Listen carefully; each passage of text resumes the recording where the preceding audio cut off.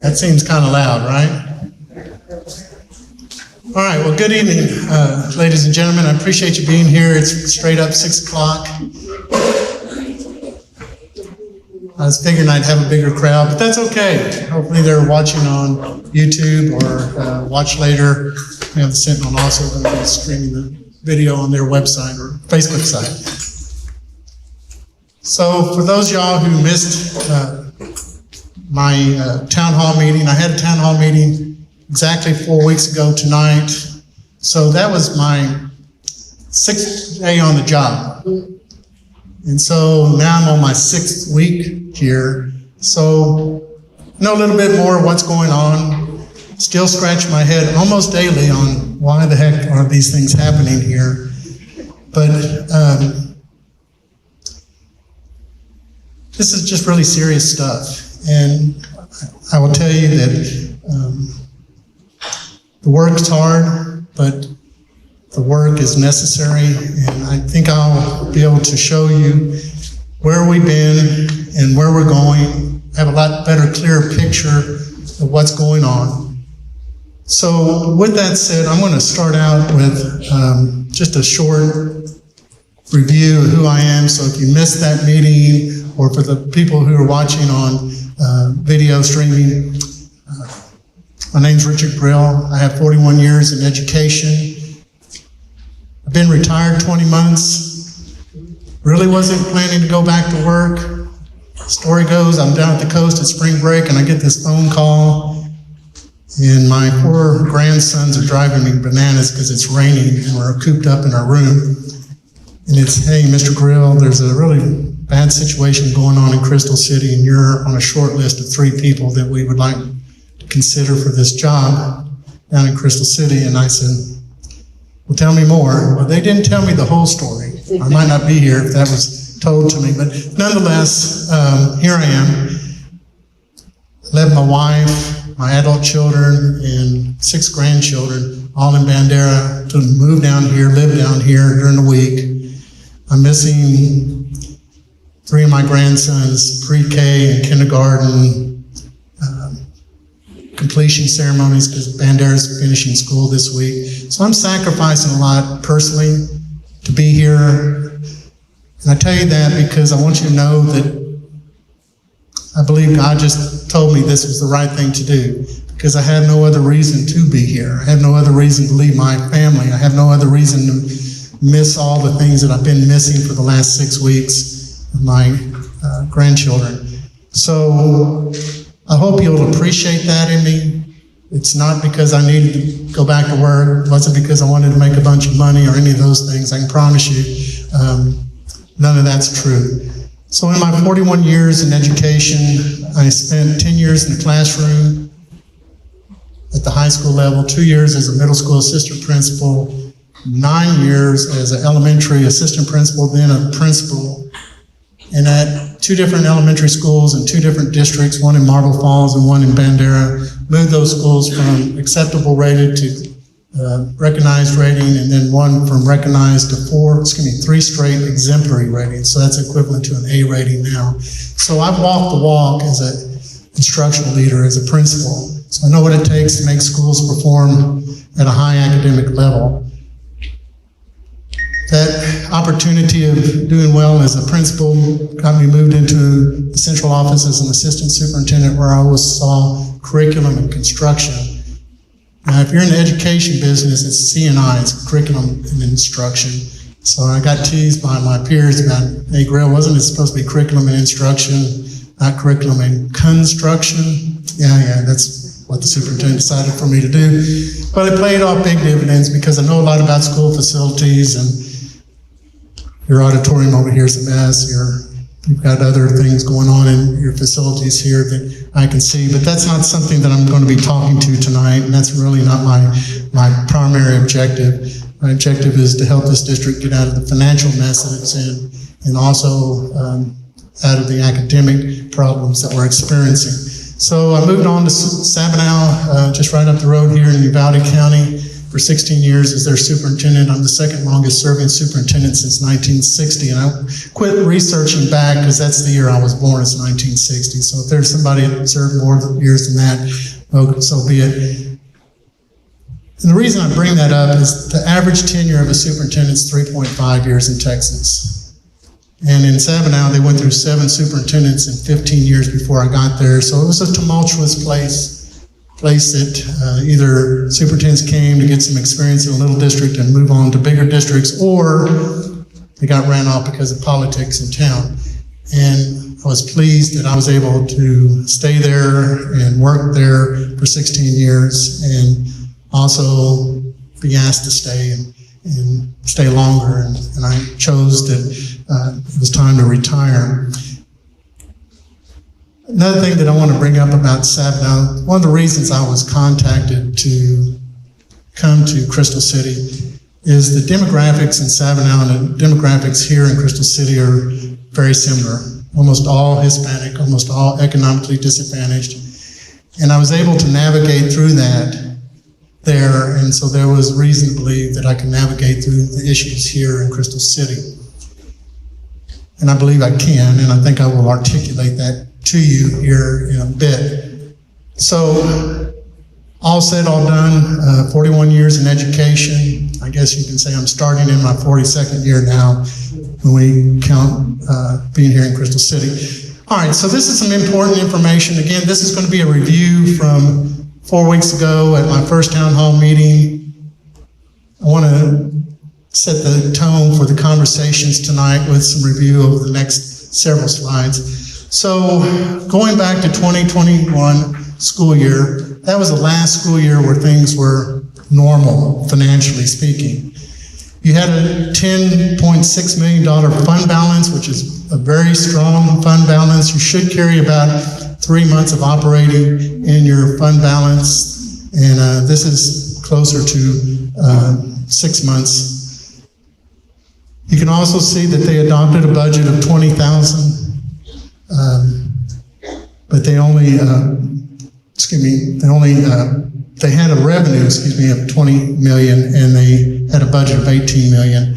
So they had a surplus of $1.2 million, which is a little high for a surplus, but it's always better to have a little money left over at the end of the year than none or not enough. So in the 21-22 school year, they had a revenue of almost $20 million, and they had a budget of slightly over $20 million. So they adopted a budget deficit of $327,000.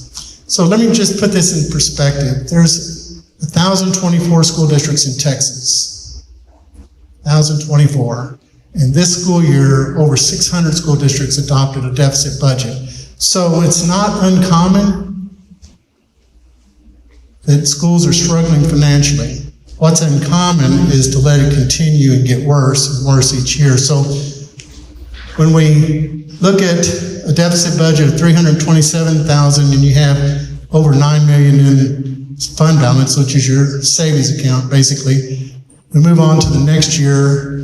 You have revenues of $22 million, almost $23 million, and you adopt a budget of nearly $25 million. So here's where the wheels start coming off. And you adopt a deficit budget of $2.1 million. There should have been some hard brake pumping that year. But instead of that, it worsened. Now the next year, 23-24, y'all were in the hole and had a budget deficit of $9.6 million, and now you have a negative fund balance of $1.3 million. I've never heard of a school district having a negative fund balance.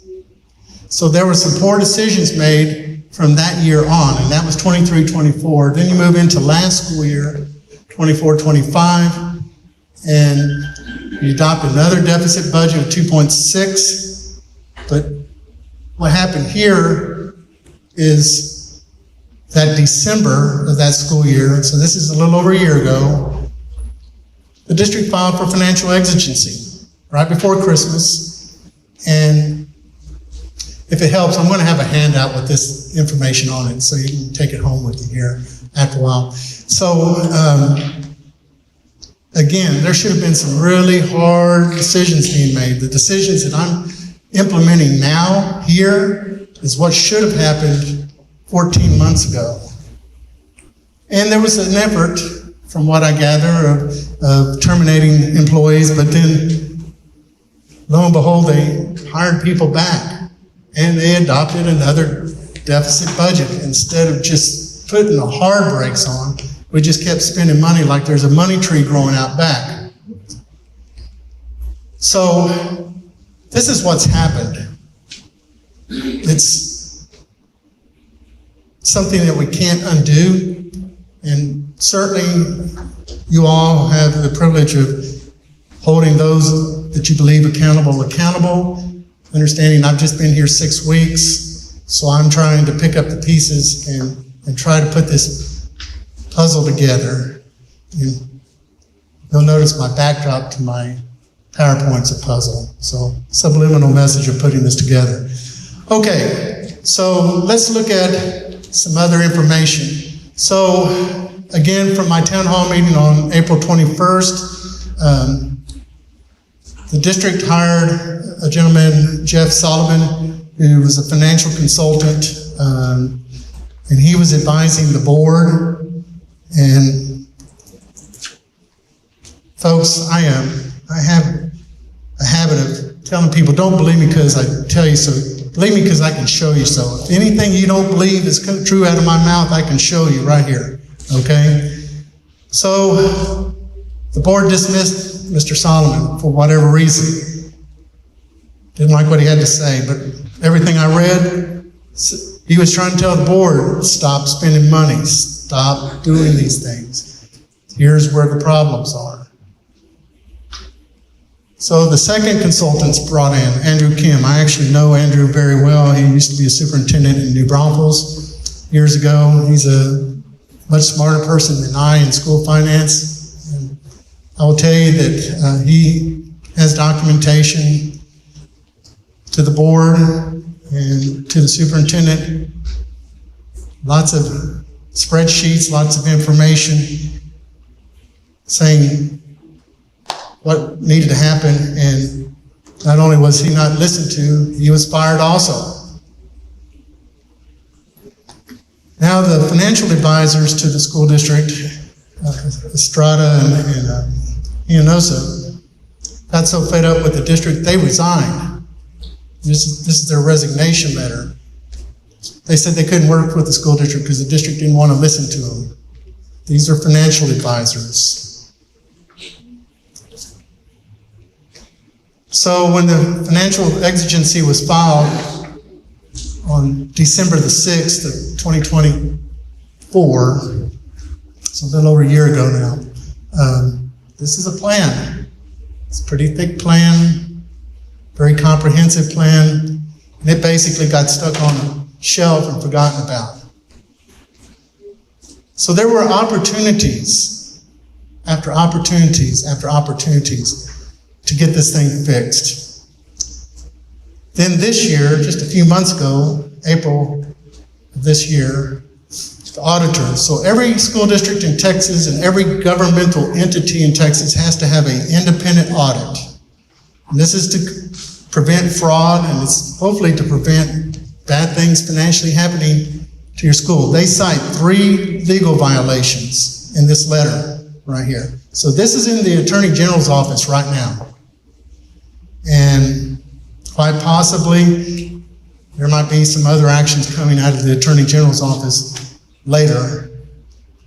They haven't contacted me yet, but it's in his office, in Paxton's office. So the auditors cited findings in 23, 24, 25, and 26 fiscal years. That's 4 consecutive years of audit findings. So the district has a 3-year F rating on their finances.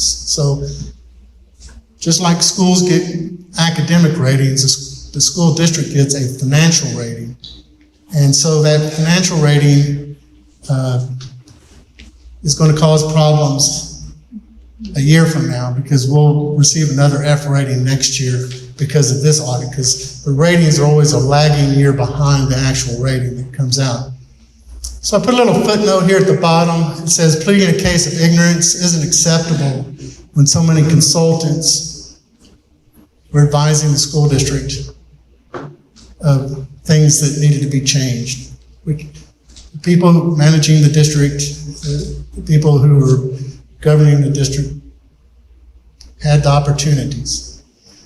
All right, moving on. So talking about the audit, the findings in that audit were the district borrowed $2.7 million of interest and sinking funds. We call that INS. That's your bond election that y'all paid to build these schools back in 2015. So the voters who approved that bond election voted to increase their tax rate, and y'all are paying a higher tax rate for these new schools, and the district has to raise enough funds through taxation to pay basically your mortgage payment. All right, so it's a bond payment. Well, it appears, to me at least, that the books were being cooked by raising more money on the tax rate than what was needed to pay for the bond payments. Think of that as a mortgage payment. And they used that excess money, that $2.7 million, to pay down their expenses. That is horribly wrong. That's against the law. And again, that was cited in the audit. The district also used $1.37 million out of worker comp funds. Worker comp funds is for funding people who get injured at work. Not to pay down bills, not to pay. We are grossly overemployed here. Over 90%, or excuse me, right at 90% of our total budget is in people. It should be around 70 to 75%. So we are bloated with too many employees. So the district's using these monies inappropriately to pay for all these people. That's not the people who we employ's fault. They haven't done anything wrong. They didn't know. But it gets worse. We depleted $3.2 million out of investments in our Lone Star investment pool. We grossly overestimated our enrollment and received $4.2 million more funds from the state, which then the state said, oh, we overpaid you. We're taking that money back. But it doesn't happen just like that. So you get the money one year, they realize it in June, so now you've already spent the money in this past school year, so they take it out of the money you're going to get next school year, but you've already spent that money, so you can't fix what it's doing to your budget. Do y'all see a pattern here? Just millions and millions and millions and millions of dollars being spent inappropriately. We grossly overestimated our federal funding by $5.3 million. So I have in all caps down here at the bottom, and I hope you'll perk your ears up and listen to this one. Last week, I learned that the district has gone through some litigation. So if you're not aware of this brand new auditorium, floods every time it rains, and it's full of water right now. Might as well stock it with catfish, okay? Because it's full of water. I say that kind of tongue-in-cheek to be funny. The district won a settlement of $2 million. And instead of putting that money aside to fix the auditorium, they blew it on personnel. I just learned that last week. So how do we fix this thing? We got $2 million to fix it, and we don't have $2 million now to fix it. So you're paying for a facility over here that's just growing mildew from all the moisture in it. All right. Attendance has dropped this year by a little over 100 students, so that approximately 7,000 per student is about $700,000 we've lost in enrollment. Now this is something you all can help with. If we can get those students back next year, it's going to help save this district, because what I'm doing now in these cuts, and I'm going to show you all the cuts here in just a moment, is going to get us close to where we need to be, but it's not going to get us nearly enough. So there's things that you all as a community and parents can do.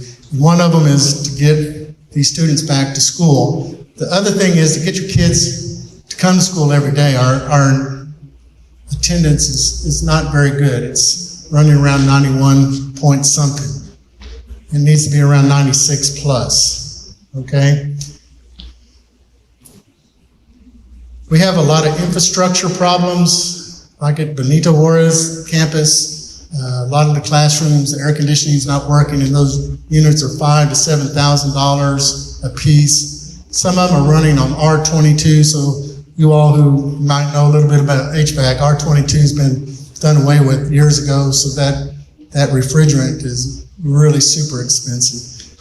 So we have infrastructure issues. On number 11, I need to correct something that I misspoke on last town hall meeting. I said that there was approximately $100,000 owed on the track. That's wrong. There's $100,000 that we still owe Hellas, the company that was doing the track, but that's a payment still pending on the new turf at the football stadium. We haven't even paid for that. So they're not going to even talk to us about the track until we pay them for the turf. And the track is going to be another $300,000 plus, $377,000 to get the track back.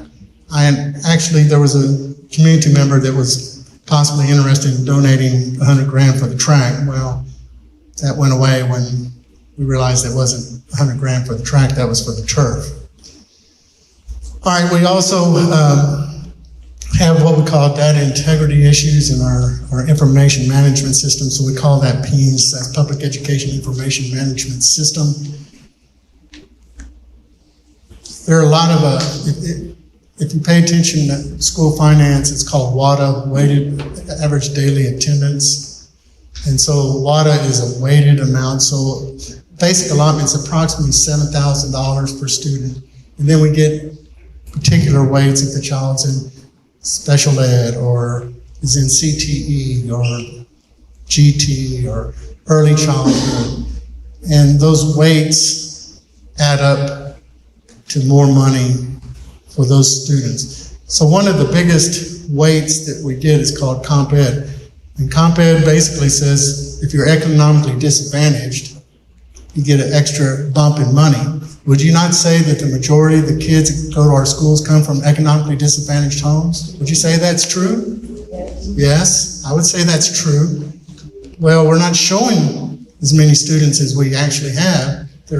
So that's something internal we're doing wrong. That's not on the school board or anybody on that end of decision making. This is stuff that's not being taken care of internally. But here's the big thing. And I just want to put my finger on the word, no. We don't know how to say no in this school district. And so it's been, okay, spend more money. Okay, spend more money. Okay, spend more money, instead of saying no. So you're going to find that I'm saying no to a lot. And that's sometimes hard for parents and people to accept because they're used to being told yes. Well, here's the problem. It's been said yes so much that we're broke. And so last Thursday, the 14th of April, we were trying to borrow money, and we finally got the loan secured on Friday, but on Thursday, to make payroll happen, we had less than $500 in our total bank account here. That's amazing. $500. Not even $500. So that's how broke the school district is. So when you hear me talk about some of the things that we're going to do, you're going to say, I don't like that. Well, what's the alternative? And the alternative is the school district's going to close and it's going to consolidate. That's a reality, folks. You can talk to the people in Asherton, you can talk to the people in Batesville. Those communities had to consolidate back in the day. We have an opportunity to get this thing turned around. It's going to be hard, but it's going to come real fast. All right, last review slide. So we're in a accreditation worn status, which means if we don't get our financials and our academic ratings up, next year we'll be in a probated status, and if we don't get it fixed next year, the district will lose accreditation. So the children who are sophomores today, if we don't get this thing fixed, their diplomas will mean nothing when they graduate. That's how dire this is. Now, I think we're going to get this thing turned around, but it's going to take everybody in this room and everybody who's watching this streaming and everybody who's not to jump on board with this. All right, so this is all new now. This is what I really want you to tune into because this is new information. So we filed for financial exigency a couple weeks ago on April the 27th, and then TEA turned around and approved us on May the 11th. So I know you've heard, we handed out 72 letters of termination last Thursday. Now, I want to be clear on this. I didn't hide behind it. I didn't send it out in an envelope. I met with each group of teachers and staff. There were only 4 teachers, but with the staff, I looked them in the eye, I apologized to them, and I told them they hadn't done anything wrong. But I had the courage to do that face to face, not in a cold, callous letter in an envelope and send it out in an email or whatever, or have it distributed in different means. Because that's just how I operate. That's why I'm here tonight. I strategically planned to have this town hall meeting as soon after that event on Thursday as I could. So I hope you can at least appreciate my honesty and my transparency. You can disagree with my methods. All right, this accounts for approximately 23% of our staff.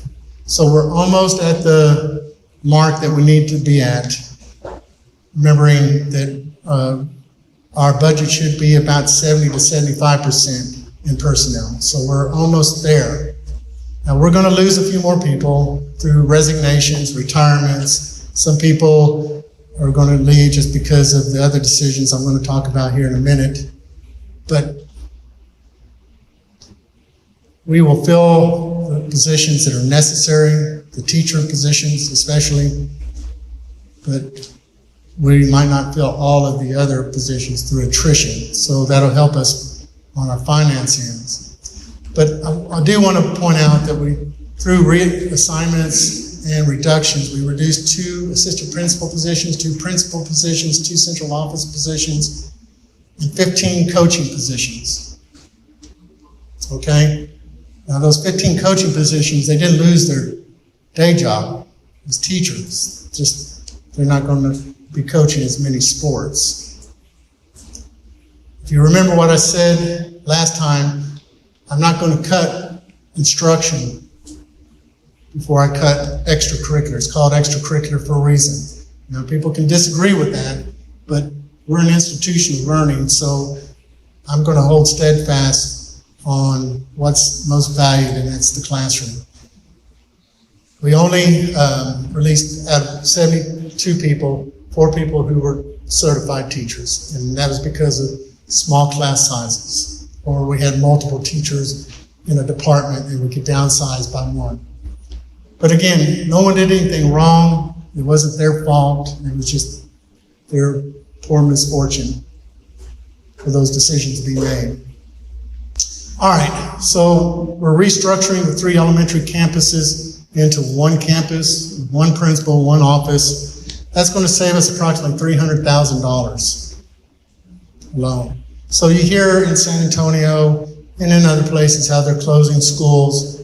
Well, we're not quite doing the same, but kind of.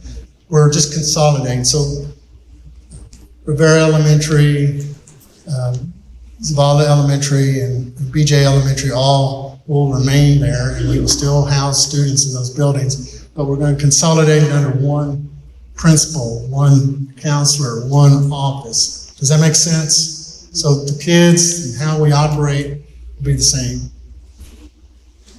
We just have a lot of classrooms in BJ Elementary that air conditioners don't work, and so we're going to reshuffle the classrooms and get them into rooms where they're comfortable. We're going to freeze salaries for a year, so nobody gets a pay raise next year that's staying. That stinks. We're going to reduce health insurance benefits quite a bit. The contributions here are very large, but we have begun shopping for better health insurance, and I can tell you today, for those of y'all who are employees, we found better insurance for less money. So I think the impact in your billfold will still be felt, but it won't be as impactful as staying with the group that the district is with currently. We're cutting all the stipends in half, again, for our coaches and people who do extracurricular things. That's not going to be a pleasant thing in their billfolds, but I'm saying 1 year, if we can get through 1 year, we stand a chance of getting back up on our feet and doing better things through better ways. We reduced some staff in the central office. So the next item, pay to play. I talked about this, but I gave a kind of an obscure idea because, frankly, I didn't have a good example to provide you. So what Coach Battles has worked with me on is we've looked at how much does it cost us to operate each sport, and then looking at how many students we anticipate having in those sports next year and coming up with a fee. So I'm just going to make some numbers up because we don't have any hard numbers to share tonight. It costs $100 to play football. That's what parents will pay to play football. But football will exist, and volleyball and basketball. And I see some heads shaking, but if you have kids in Little League, you pay a fee to play Little League, don't you? So why would it be any different here? The alternative is we kill the programs, and we don't have any programs. That's the alternative. So if parents can help pay for their kids to participate for a year until we can get some other things that I'm going to explain going next year, we should be able to turn this thing around year after next. We're going to try to sell the central office, and we also have some other property here. I'm not sure where it exists. It's like some blocks maybe adjacent to some of the campuses. Now, we're in a depressed economy, and there's no big businesses coming to Crystal City that I've heard, so we can put the central office up for sale, but how quickly it sells, or if it even sells, for that matter, is debatable. But we don't need to be in that building. We'll move over into one of the elementary schools. All right. Going to turn the page once I get this week behind me and start digging in with our chief appraiser and find out what's going on with our collections on taxes. Our collections are really low. They should be around 98, 99%, and they're 87%. That's a lot of money that people aren't paying that are supposed to be paying in school taxes. So I've already met with the law firm that represents the school district on delinquent taxes, and they're going to get busy on this. Folks, none of this is pleasant. None of this is something that I relish doing. But the alternative is your school closes. I'm going to show you some numbers here in a minute where you'll understand why this is important. All right. The last item, number 12, if you can see it, it says we need to cut minimally $9 million, optimally $10 million out of this year's budget for next year. So we've got to be down to about $16 million next year.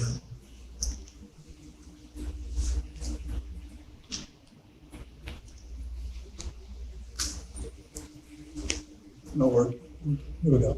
All right. Here's the new information I want you to look at. All right, so by cutting 72 employees, that's going to net us $3.28 million. Cutting our insurance contributions back to $225 a month is going to net us another $1.8 million. Freezing salaries, $534,000, almost $535,000.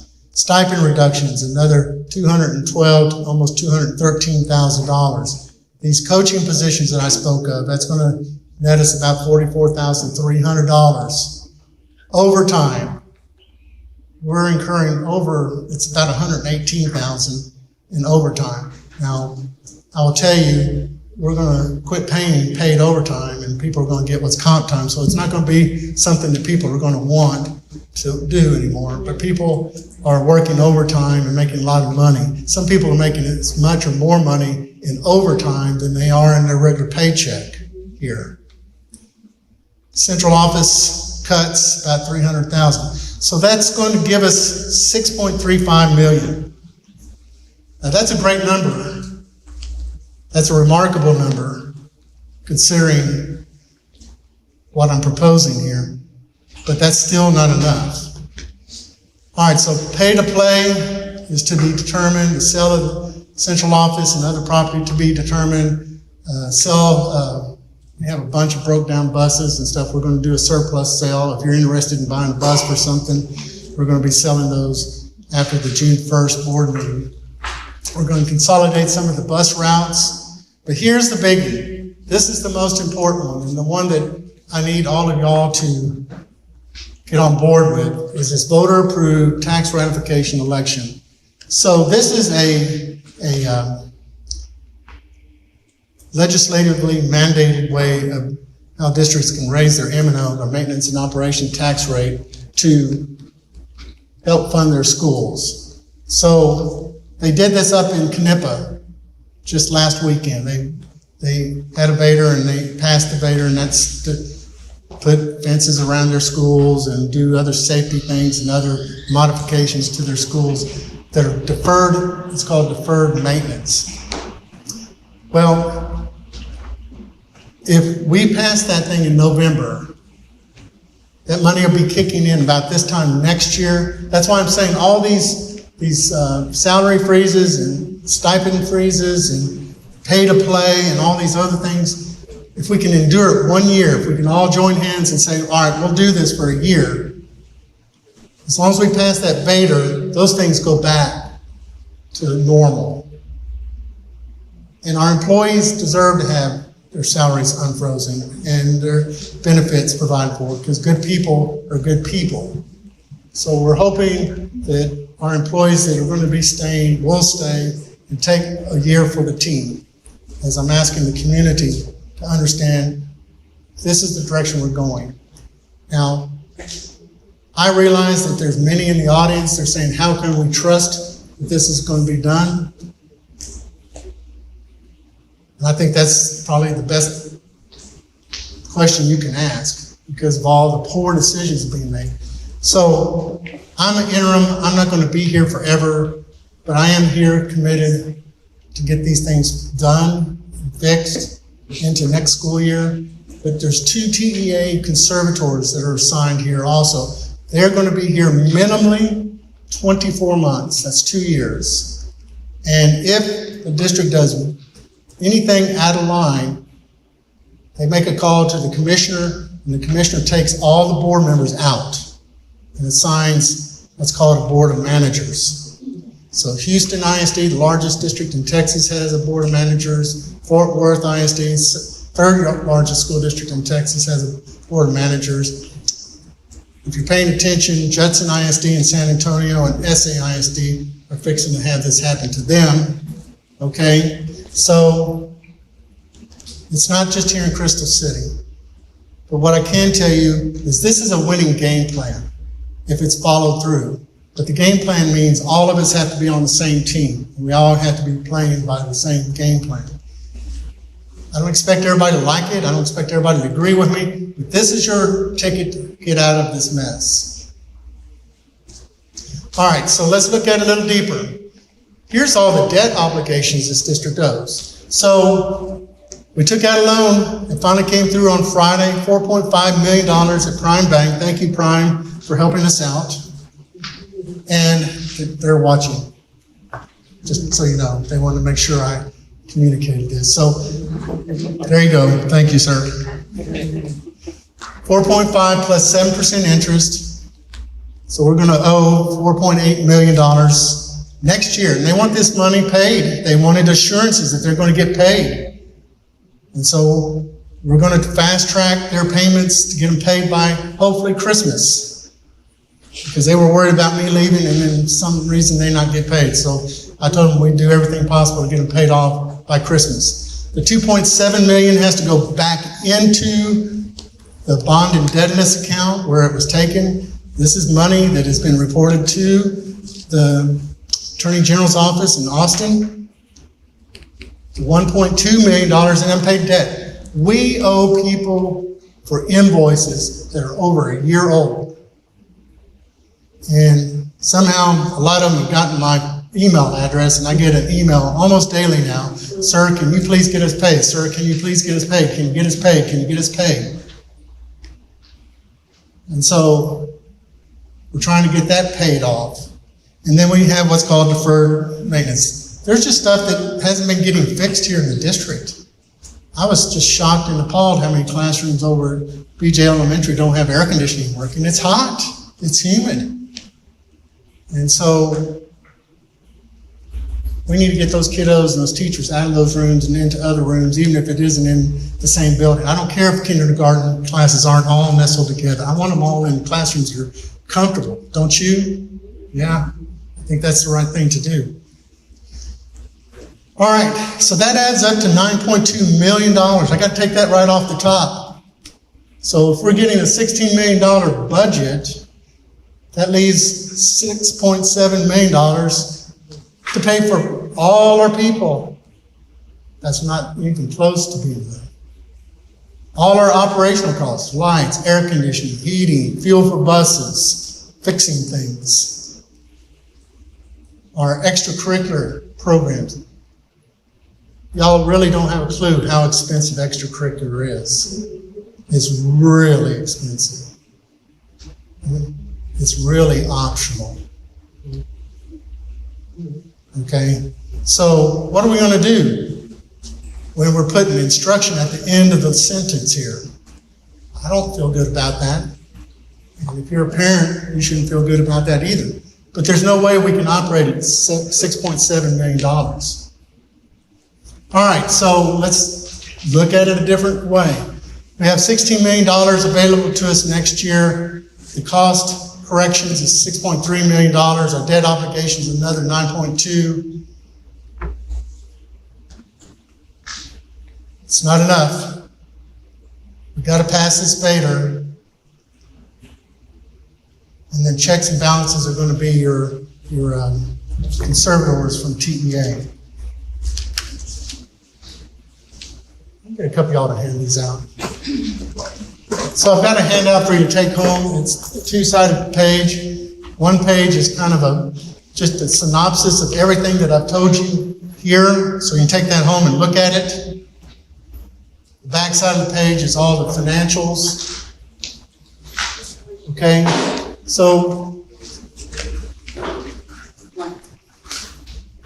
the conservators and I have worked hard to get this pictorial together.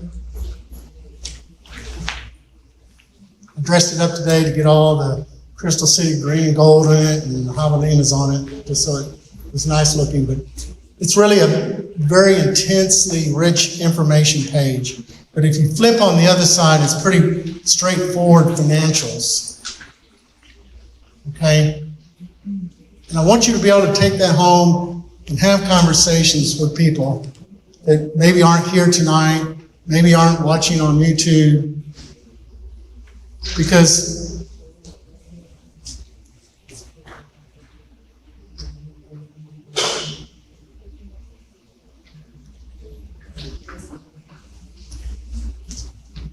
when I put this letter out on Thursday, I pre-wrote this because I wanted the community to hear from me what we were doing instead of just hearing from social media, because I hope you will agree with this, or I hope the majority of you agree. Just because people write it in Facebook doesn't mean it's true, okay? All right? And there's people that take ugly pot shots, and I just tell you, I'm here. I had the courage to stand here, talk to you here. I had the courage to send that out ahead of time. I sent it to all the media sources too, the newspapers, TV stations, everybody. Because I didn't want people to believe what they read in social media. I wanted you to hear the truth. And what I'm telling you tonight being the truth. Because that's the only way I know how to operate. And with that, I'll take any questions that you might have. Yes, ma'am. Hi, yes. I was tasked to ask this question. In November, if the bond is not approved, do our schools have a chance to write? You know, I can't answer with 100% surety, but if I'm putting a bet on it, schools will close and consolidate after next school year. What we'll do is we'll get into, this time next year, we'll run out of money, we'll be taking out loans. If the banks will loan us money, and if they don't, we close. So the only way for sure is to pass this Vader. Good question. Any other questions? I have a question really quick. Yes, ma'am. Because I know it'll come up. But like as far as the fees for those parents who have children in sports, when will that most likely be put out for everyone? Sure, good question on the pay to play. So Coach and I met today, and we're working on numbers. He needs a little more time working with numbers, but I want to share it with the school board on June the 1st. And then if they're comfortable with it, then we're going to release that. Now, I met with the Booster Club, and hopefully, you know, the Booster Club can raise some funds to maybe do some deferred costs to the parents. I mean, that's totally up to the Booster Club, but that's what we talked about, sir, right? Okay, so I talked with the band boosters as well, and they were on board with doing fundraising to help out with that. So what we're looking at on pay to play, we're not, the current thinking right now is we're not going to charge for equipment. What does a helmet cost? What do shoulder pads cost? What do the jerseys cost? We're not going to count any of the equipment that's needed to practice with. What does it cost us to transport kids to games and tournament fees? So it's really the rock bottom basic expenses. It's not going to be all the sundries. No one can afford what the fee would be if we really charged a per capita amount for what the sport really costs us. But I'll just share with you, golf is the most expensive sport. I was kind of shocked, but then I started thinking about green fees and everything like that, and the cost per student is much higher. So I really thought football would be the most expensive, and it's kind of in line with the other sports. But they're all ranging around $100 for high school and sub $80 for junior high. But we're going to work on those numbers some more, so don't quote me. But it's in that kind of range right now. Would it be a one-time fee, or would it be a month fee? No, just you pay that fee for that sport. So if your child is in 3 sports, you pay 3 fees a year. Okay? And I keep using Little League because I've got 4 grandchildren that are in Little League, and my adult children, you know, and Dad, you know, it costs $100 to play Little League. Okay, well, that's what you pay. So just think of it that way. My daughter was a really stellar volleyball athlete in high school, and we played club volleyball, and we spent thousands of dollars every year in club ball, following her all over the state of Texas, and so did all the other parents on those club leagues. So again, having some skin in the game to help get the district through this year next year is the plan. If we can get through next year, we pass the Vader, the year after next, things get better, okay? Things get better because we'll have dedicated funds coming in to help take care of what we're cutting or parents are helping pay for. But it would just be a one-time fee for each sport or fine arts program.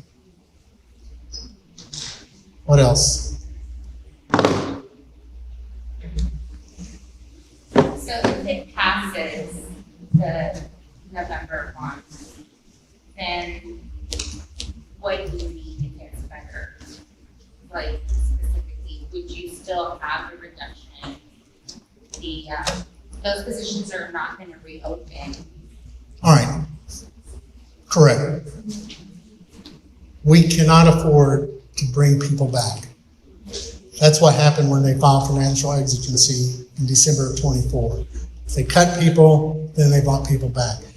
That's the one thing we can't do. But what we can do is we're freezing salaries for employees. We can unfreeze those in the next school year. So 26-27 is going to be a bad year for employees that are here. Their salaries are going to be frozen. The amount we pay for health insurance toward their premiums is going to be reduced, okay? The pay to play will be in place. But in 27-28, if the VEDA passes, we unfreeze salaries, we increase benefits, we do away with the pay to play, you see? Because that new money coming in from that VEDA will take that money's place. So the only thing that we can't do is just bring back the number of employees. We need to operate where 70 to 75% of our budget's tied up in payroll and benefits, no more than that. And if we stay in that norm, which is the norm in Texas for schools, then the other things should come back. More questions? Yes. So we were overstaffed and we're in not passing. So now we're have less staff. What's the plan to get, to pass? You're talking about the academic rating? Yes. All right, so I'm just telling you that most schools operate with a lean staff, and if all the other schools can do it, we can do it. It's just a mindset, okay? In Sabinal, our personnel costs were around 75%, and we had an F-rated elementary school there, but we turned around into a multi-A rated school with fewer people, okay? So I know it can happen. It's a mindset. It's like an athlete. You say you can, you will. If you say you can't, you won't.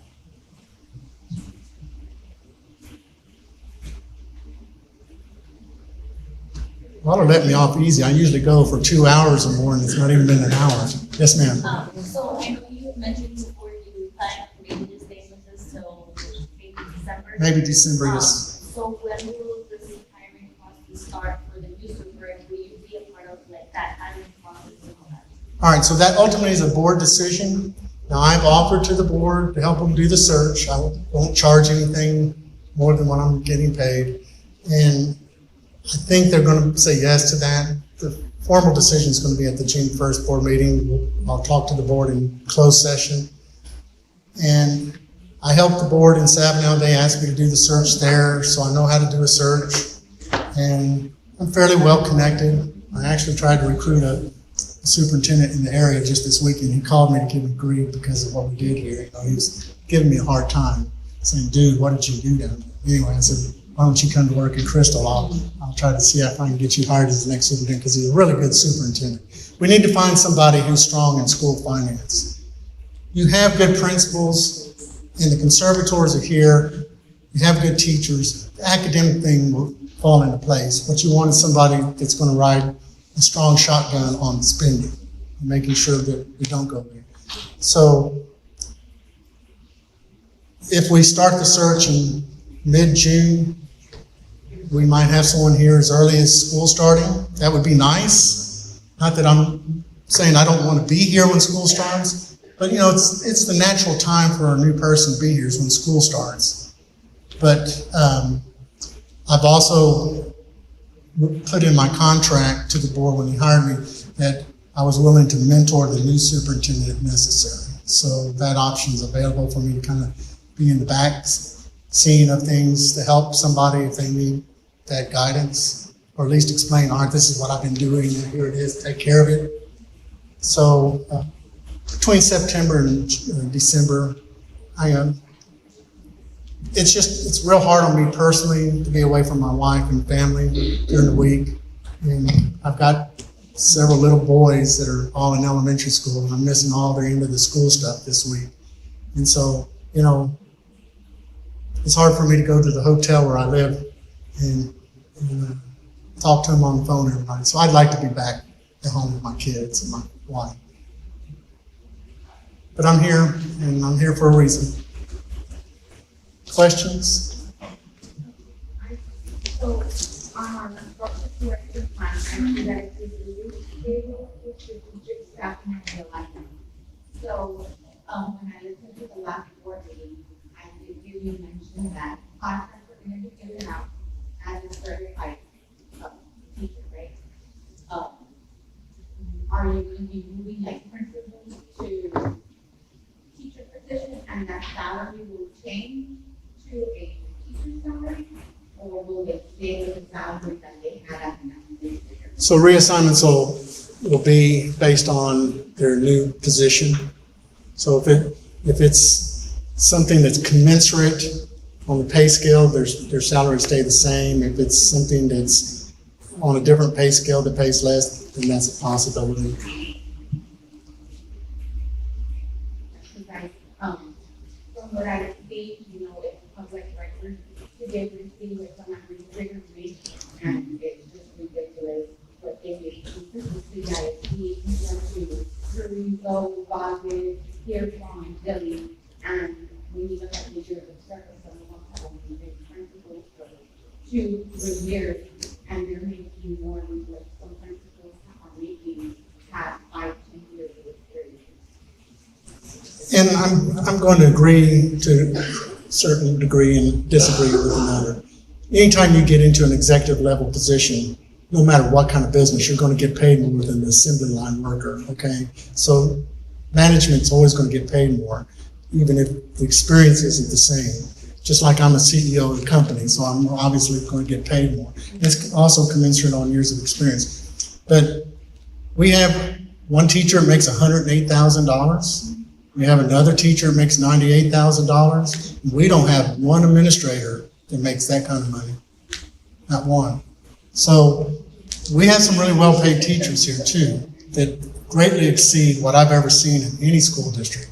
Now, not to say they're not good people, I'm not saying that. I'm just saying if we're going to call a spade, we got to say if things are out of line compared to Valley and other school districts, I've never seen a teacher get paid $107,000 either. And some secretaries too. We have some paraprofessionals, yes. 69,000 secretaries. Somebody's primo, I don't know. You know what I'm saying? Okay? All right. Yeah. So I can tell you, I have looked at every single employee's pay, and out of 72 people, 68 of them were at-will employees. And so a lot of those are people who make the least, but some of them were some that made quite a bit. But that's not why we let them go. We didn't base it on how much they made or didn't make or how many years they had in or didn't have. It was basically, do we need this many people? And obviously we don't. And 72 is a lot of people. You know, I agree, but we have to get down to 70 to 75% of our budget in payroll. And right now we're at what, 72%? So we're right in norm now. We're in norm of what most schools in Texas are at as far as the ratios of employees to budgetary dollars. What other questions? Our current CFO is a contractor. He's a volunteer. Volunteer. He's not paid. How are we like securing something through this whole process? I don't understand your question. Like, you're gonna leave December. Are we looking for a permanent CFO? I would say we will, yes. We haven't gotten that far to answer your question directly. The books.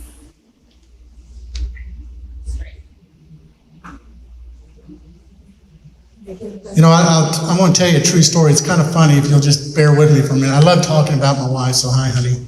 She's watching. She was a school CFO for 36 years. Dishonest story, but it illustrates what you're talking to, ma'am.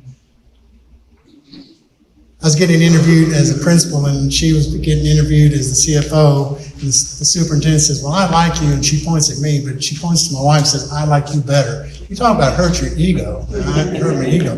But the most important person to the school superintendent is their CFO.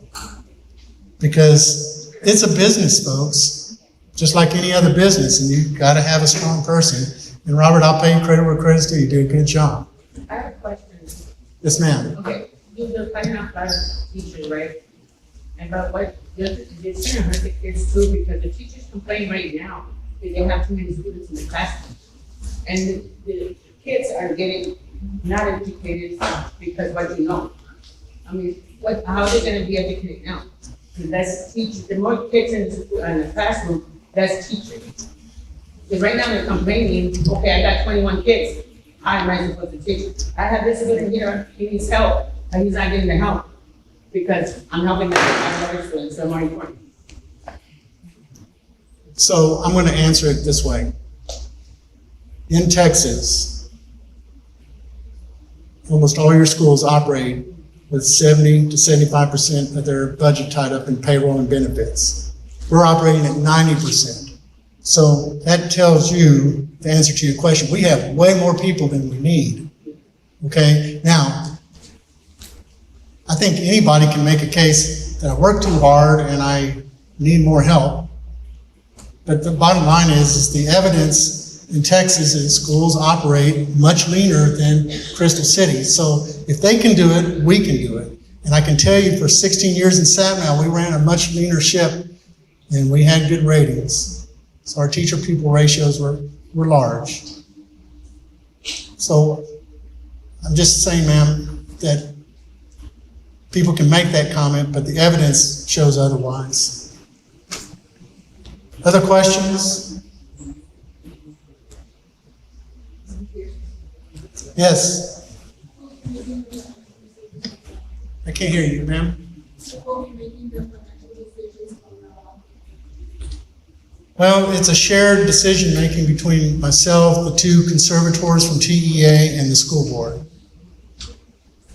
Moving forward, it'll be the new superintendent with the conservators and the school board. And in 24 months, it'll be the superintendent and the school board, as it is in almost all school districts. But folks, y'all are here to vote people in office and out of office. So if you want people who are going to do things differently and make that decision come board elections in November. Okay? That's how our American democracy works. So you demand change and you expect change. You do that through the voting process.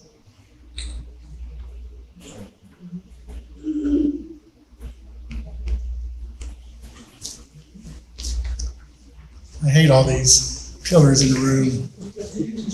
One in the back, have a question. All right, folks, I'm going to wrap it up by saying I appreciate your time. I hope that you can respect that I probably have had 2 more town hall meetings than you've seen any other superintendent do. So, okay, so I make myself available this way. I don't hide from people. And I want to say thank you for being here and listening. And also, I want to thank you in advance for you to help promote what changes I'm discussing with you all, with those who weren't here tonight, or those who are speaking out of ignorance out there in social media that don't have a clue to what really was said tonight, but want to make their assumptions and their negative comments. Because there's a lot of that goes on, and I think all of y'all know that. So let's surround this school district with love. Let's surround this district with support, and believe that, at least for now, we're trying to do everything possible in an honest and transparent way. And none of this is easy, but it's all necessary. I think I've shown you why it's necessary, and I hope that you'll respect that these are the directions that we're moving into in the future. Thank you and have a good night.